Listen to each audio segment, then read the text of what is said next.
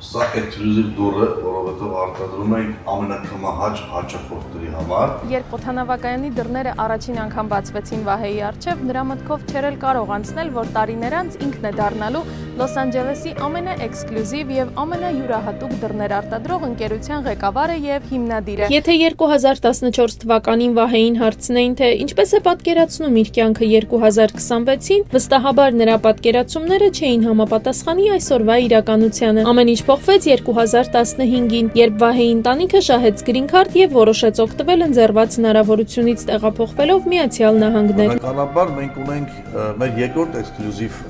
պրոդուկտը, որ առաջարկում ենք հաճախորդներին, աշխատում եմ համաշխարհային Rivers գործարանի հետ, որը իտալական բարձրորակ ներկեր է արտադրում, ու մեզ մոտ դրանք միայն ուղղակի ներկեր չեն։ Էքսկլյուզիվ գործեր են, որոնք շնորհիվ մեր ներկայացրած տղաների